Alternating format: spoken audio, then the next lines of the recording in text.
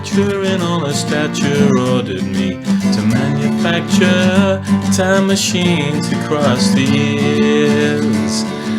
With a nod against the odds, I called on ancient magic gods. A fiery chariot did appear.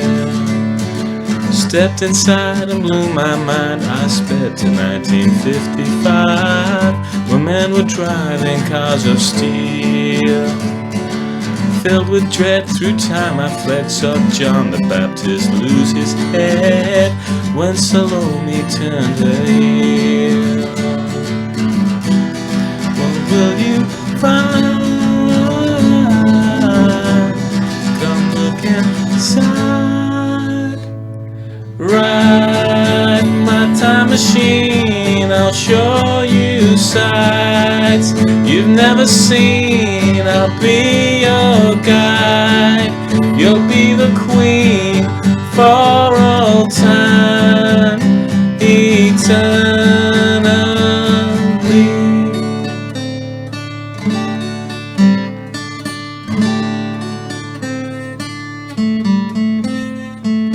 Came back here all wracked with tears and told my queen of all my fears, but she just smiled with eyes agleam.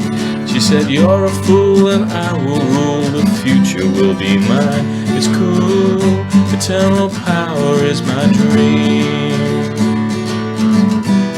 What will you find?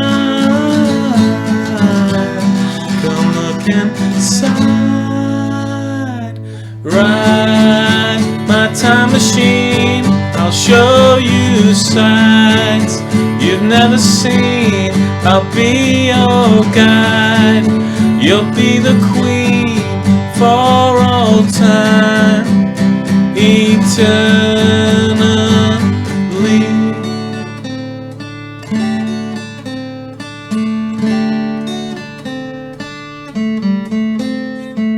With great regret, I didn't fret. I took a knife to that brunette, stopped her evil fantasy. But as she died, I was inspired. I'd take her for a final ride throughout all eternity. Ride my time machine, I'll show you sights you've never seen. I'll be your guide. You'll be the queen for all time, eternal. Ride my time machine, I'll show you sights you've never seen. I'll be your guide. You'll be the queen for all time, eternally.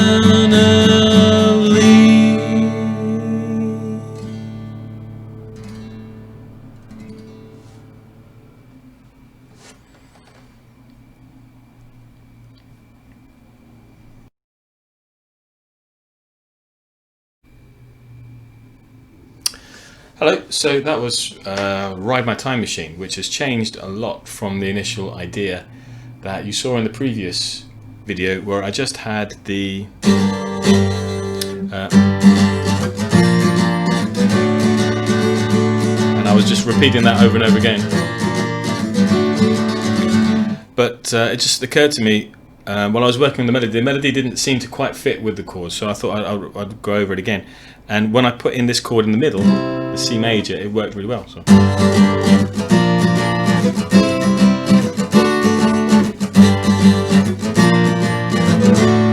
And then the original sequence becomes like the response to that call. So then it's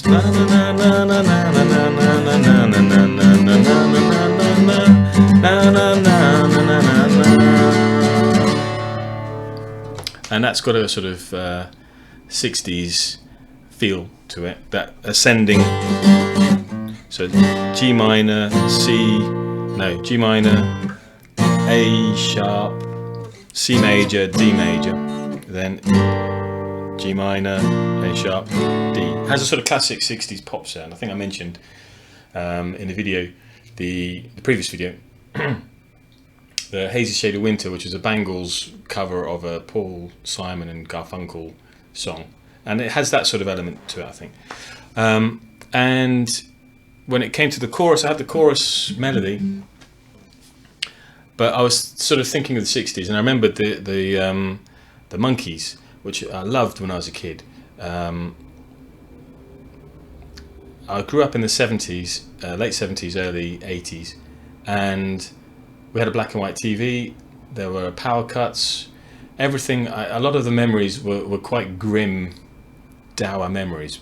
But programs like the Monkees, even though we saw it in black and white, it seemed so colourful, and their personalities and the music. I just remember the songs were so catchy, and you wanted to sing them, and they transmitted such a positive joy that I was blown away. And in a way, the program, I mean, it occurred to me that the television was a time machine, because as a kid, I was in the 70s, but I was watching a program set in the 60s with people.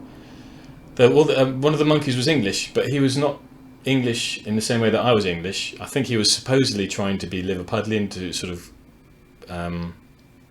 capitalise on the Beatles. I can't remember. Or maybe he was. I don't know if he had. I don't think he was Liverpudlian. No, I think he was London. But he seemed like he wasn't the typical English guy that I knew, living in England. Then you had the guy with the hat, and the hat was so cool. Michael Naismith. He was a songwriter. I mean, the Monkees had great songs written for them by some of the best songwriters of the day, but they also wrote their own songs. I mean, they were a manufactured pop band, but they just happened to be really talented as well. And Michael Naismith went on to write fabulous songs with the First National Band. So check them out. Silver Moon is like a lovely song. Lots of great tracks. And so this whole idea of like art is a time machine, and you know, when you read a book or you watch TV, you know, the Doctor Who, the TARDIS is bigger on the inside than on the outside. It's like your television. I mean, it's a metaphor for your television set. When you're looking at this small contraption, because they were small then in those days, it can take you anywhere in time and space. So that seemed like that was in my head. So previously as well, I'd always wanted to write a song, or I always like writing songs with een sounds. There's a song, Mr. Tambourine Man. There's a song by Julian Cope called Trampoline, and that's always been something that I keep going back to. I love that song. And so I was thinking of een sounds and machine and time machine, which sort of came from, I mean, it's very difficult to explain the creative process, because these things are not consciously, you don't sort of go from A to B, then C to D, but it's sort of, this was in my head at the time. So I came up with the time machine, then ride my time machine. So then it was more or less easy to think of like, okay, well, the verses have to be talking about different parts of history, but I thought, well, okay, the sound of the strumming just made me think of Cleopatra. And then the rest of the lyrics came out fairly easily. The most difficult thing was trying to find this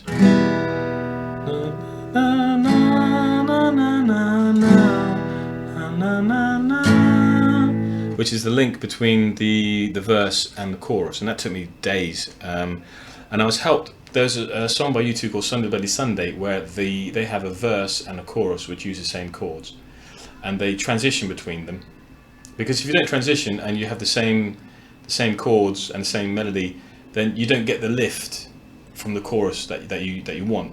But if you have a little bit of a transition, like a lowering the tension, then you can come back with more power. And it was Sunday Bloody Sunday. It was, I don't remember, I can't sing the words, but it was an E minor to a D, I think. So then that made me think, I could go to an E minor chord, because I've been using mainly major chords trying to work out a different transition. And so in the end, the transition was fairly simple. E minor and A major. And then when you go back to the D, it feels like it's kicked up a level, even though it's the same, it's the same, one of the same chords as the verse. So it was quite difficult trying to sing this song, and it was that transition part, for some reason, would always come out right in rehearsal, and then when I went to do a take, it would always come out wrong, which I guess is just life. But hopefully, it's good enough for you to see, you know, that this song, how this song would work. Obviously, I would see it being with a band, drums, bass, electric guitars, harmonies. But the song wouldn't change too much from this. I mean, the verse, of course. Again, when you arrange it with a band, you might decide it needs more of a breakdown, or you might change maybe this. You might change elements here or there. But the song effectively is finished. I'm very happy with it, actually. I really like the sort of up-tempo 60s style sounds, and maybe I haven't given it justice with just me, my voice, which I'm never happy with. And even so, it's been nice working on a fun song. I mean, a lot of bands, a lot of music now is very serious, and even like pop music, everything is sort of serious. There's no fun, you know. And like groups like the Monkees and the Beatles, Madness, a lot of groups were producing great music, but that you it had a sense of fun to it. So hopefully this is my contribution to fun records. And let me know what you think in the comments. Take care. Bye bye.